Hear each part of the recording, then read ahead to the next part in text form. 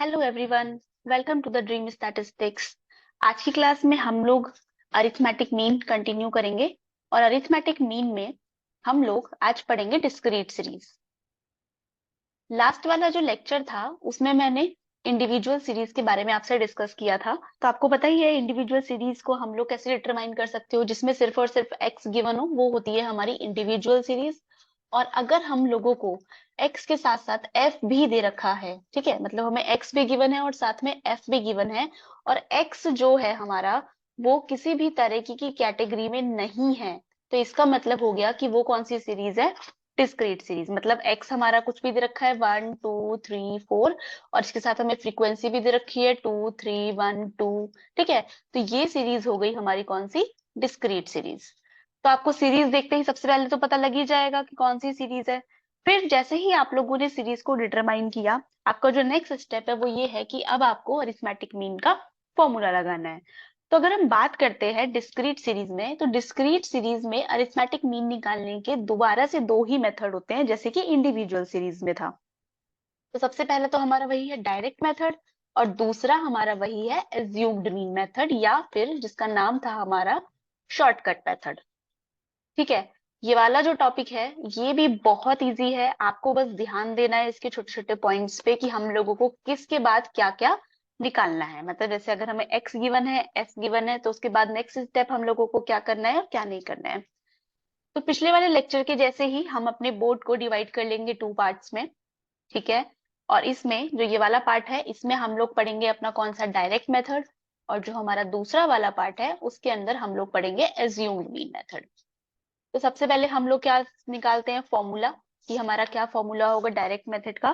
तो अगर हम डायरेक्ट मेथड की बात करते हैं, सबसे पहले तो एक्स बार, क्योंकि हम मीन को किससे डिनोट करते हैं, एक्स बार से, is equals to sigma f x divided by sigma f. ठीक है।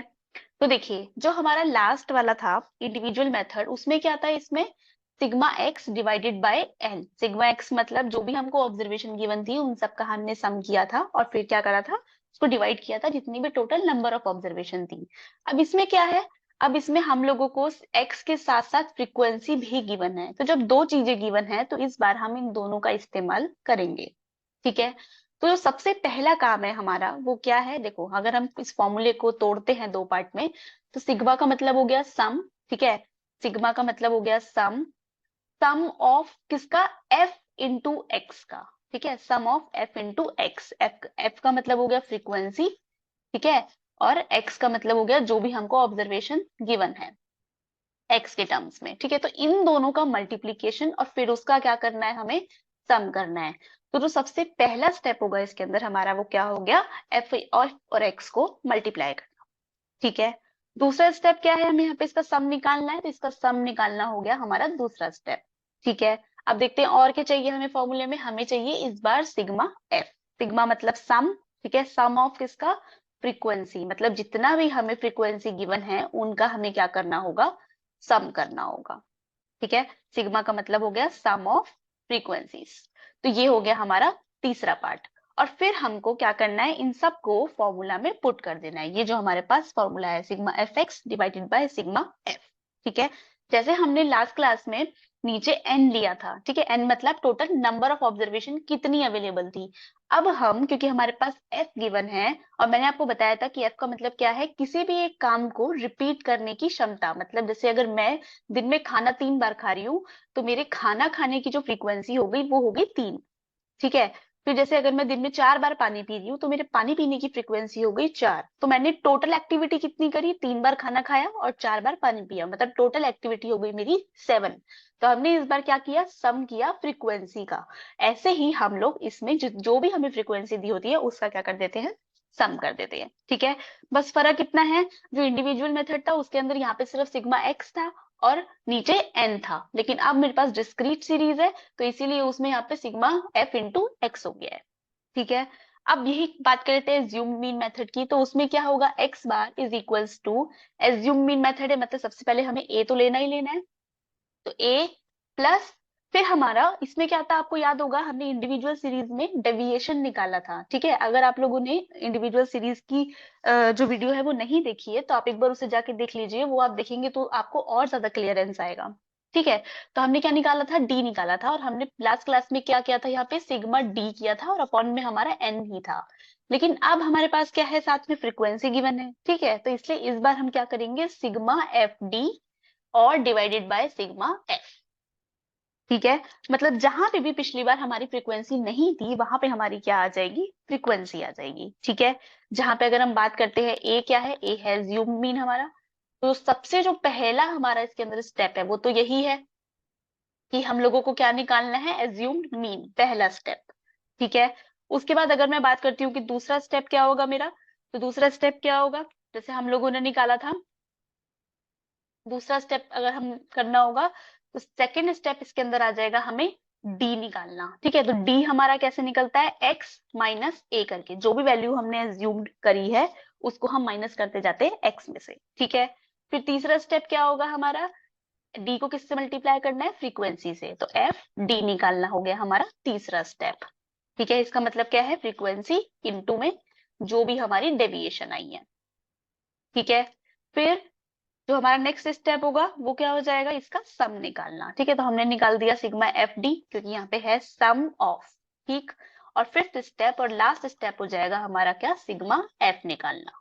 ठीक है, और ये सब करने के बाद हम लोग क्या कर देंगे, इसको अपने फॉर्मूले में लगा देंगे और हमारे मीन की वैल्यू आ जाएगी। ठीक है, तो वही बिल्कुल जैसे हम लोगों ने इंडिविजुअल मेथड में किया था वैसे ही एकदम फॉलो करना है, बस जहां पे वहां पे सिर्फ एक्स था वहां पे हमें इसके साथ एफ की वैल्यू भी जोड़ देनी है। ठीक है, आई थिंक आपको फॉर्मूला बिल्कुल अच्छे से समझ में आ गया होगा, बहुत सिंपल है, कुछ टफ वाला है ही नहीं। और अभी हम लोग एक एग्जांपल लेंगे तो उससे आपको और क्लियरेंस आ जाएगी। मैं दोबारा रिपीट कर रही हूँ, जिन बच्चों ने अगर इंडिविजुअल सीरीज का जो एपिसोड है वो नहीं देखा है तो एक बार वो देख लीजिए, उससे आपको और ज्यादा क्लियरेंस आ जाएगी। तो अब हम फिर से वही करते हैं, बोर्ड को दो पार्ट में डिवाइड किया। एक हम क्वेश्चन लेंगे, उसको हम पहले यहाँ डायरेक्ट मेथड से सॉल्व करेंगे और फिर उसी क्वेश्चन को हम लोग यहाँ पे एज्यूम्ड मीन मेथड से सॉल्व करेंगे। ठीक है, तो आइए कुछ वैल्यूज ले लेते हैं। जैसे मैंने माना कि मेरी जो एक्स की वैल्यूज हैं वो है 1 2 3 4 2 3। ठीक है, उसके बाद मान लीजिए कि मेरे पास जो फ्रीक्वेंसी गिवन है वो गिवन है हमको 1 2 1 3 4 2।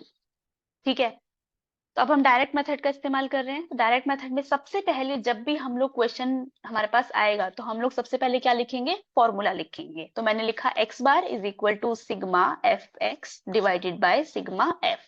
ठीक है, सबसे पहले मुझे क्या चाहिए, एफ इंटू एक्स, ताकि मैं उसका क्या कर पाऊं, सम कर पाऊं। ठीक है, तो मैंने यहाँ पे निकाल लिया एफ, मैंने जो है यहाँ पे एफ और एक्स निकाल लिया अपना। ठीक है, तो आइए हम लोग जो है फटाफट इसको मल्टीप्लाई करते जाते हैं। तो हमारा आ गया 1 4 3 12। ठीक है, 8 और फिर यहाँ पे आ गया 6। ठीक है, अब मुझे क्या चाहिए, इसका सम चाहिए। तो मैं सारी जो मेरी एफ एक्स है इसको क्या कर दूंगी, ऐड कर दूंगी। जब मैं इसको ऐड करूंगी तो मेरी वैल्यू आ गई 34। ठीक है, फिर नेक्स्ट स्टेप में मुझे क्या चाहिए, जो मेरी फ्रीक्वेंसी थी उसका सम चाहिए। ठीक है, तो यहाँ पे मैंने अपनी फ्रीक्वेंसी का सम कर दिया। फ्रीक्वेंसी का जब मैंने सम किया तो मेरा आंसर आ गया 13। ठीक है, तो बस हो गया, मेरे पास सिग्मा एफ एक्स भी है, मेरे पास सिग्मा एफ भी है, तो बस हमारा क्वेश्चन खत्म हो गया। 34 डिवाइडेड बाय 13, मेरी वैल्यू आ गई 2.61। तो मेरा जो एक्स बार है वो इक्वल्स टू किसके आ गया, 2.61। ठीक है, बिल्कुल सिंपल था। देखिए, बस आपको स्टेप वाइज याद रखना है कि पहले क्या करना है, तो आप इजिली क्वेश्चन सॉल्व कर पाएंगे। अब हम इसी वाले क्वेश्चन को यहाँ पे ले लेते हैं 1 2 3 4 2 3, और फिर ले लेते हैं यहाँ फ्रीक्वेंसी 1 2 1 3 4 2।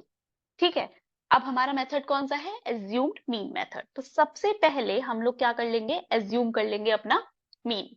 तो जैसे कि a इज इक्वल्स टू, अब मैं कोई मीन सेलेक्ट करूंगी तो मीन की वैल्यू हमेशा मैं किस में सेलेक्ट करती हूँ, x में से। मैंने आपको इंडिविजुअल सीरीज वाली क्लास में बताया था कि जनरली हम जब मीन एज्यूम करते हैं तो क्या करते हैं, जो भी मिडल वैल्यू होती है उसको हम लोग सेलेक्ट कर लेते हैं। तो अब देखते हैं इसका कोई मिडल वैल्यू है। अब इसका मिडल वैल्यू हमको जो है, देखिए ऊपर से 3 गया नीचे से 3 गया, नहीं दिख रहा। तो फॉर सपोज मैंने ले लिया क्या, 4। ठीक है, तो a की वैल्यू मैंने क्या ले ली, 4, एज्यूम कर लिया मैंने अपना मीन। 4। अब सबसे पहले मैं क्या निकालूंगी, x माइनस ए, जिससे मेरा निकल के आएगा d, क्योंकि मेरा फॉर्मूला क्या होता है, हम यहाँ फॉर्मूला लिख लेते हैं, a plus sigma F D upon sigma f. ठीक है, अब मुझे एफ डी निकालने के लिए सबसे पहले क्या चाहिए होगा, d। तो मैंने अपना d निकालना स्टार्ट किया, तो मैं x में से माइनस करती जाऊंगी। तो देखिए 1 माइनस 4 कितना आ गया, -3। 2 माइनस 4 आ गया मेरा -2, फिर आ गया -1, फिर आ गया 0, फिर आ गया -2 और फिर आ गया -1। ठीक है, नेक्स्ट स्टेप क्या है मेरा, f इंटू डी निकालना। तो मैंने f इंटू डी किया, तो यहाँ पे आ गया -3, फिर आ गया -4, -1, 0, -8 और यहाँ पे आ गया -2। ठीक है, अब मेरे पास a भी है, एफ डी की वैल्यू निकल आई है, मुझे क्या करना है, उसका सम। तो मैंने ये जो मेरी एफ डी की जितनी भी वैल्यूज आई हैं इन सब का सम कर दिया, और सम करके मेरे पास जो वैल्यू आई है इसकी वो आ गई -18। ठीक है, और जो मेरा सिग्मा एफ है वो तो मेरा अभी भी वही रहेगा जो पिछली बार था, दैट इज 13। ओके, अब मेरे पास सारी वैल्यूज हैं, देखिए ए क्या है, 4 plus sum of f d कितना आया, -18। ठीक है, डिवाइडेड बाय मेरा सिग्मा एफ कितना है यहाँ पे 13। ठीक है, इसको जब मैं सॉल्व करूंगी तो मेरा जो आंसर है वो लगभग आ जाएगा 2.6153। ठीक है, आप जो है कॉपी पेंसिल लेके बैठा कीजिए, ताकि जब आप यहाँ क्वेश्चन सॉल्व करें तो आप भी इजिली अपना आंसर निकाल पाए। तो यही है हमारा मीन। मीन को सॉल्व करना डिस्क्रीट सीरीज के केस में दो ही छोटे छोटे मेथड है, दोनों के फॉर्मूला मैंने आपको समझा दिए हैं। ठीक है, आप जो है इंडिविजुअल सीरीज का भी एक बार एपिसोड जाके देखिए, आपको बहुत अच्छे से समझ में आएगा। बाकी हम लोग नेक्स्ट वाले में कॉन्टिन्यूअस सीरीज का पढ़ेंगे, वो भी बहुत ईजी है, तो आप अच्छे से समझ पाएंगे। बाकी ऐसे ही वीडियोस के लिए मेरे चैनल को सब्सक्राइब करते रहिए, लाइक करते रहिए और शेयर करते रहिए। और आपको कोई भी क्वेरी हो तो आप वो मेरे जीमेल पे डाल सकते हैं, दैट इज dreamstats54@gmail.com। ठीक है, मिलते हैं नेक्स्ट एपिसोड में, तब तक के लिए बाय बाय।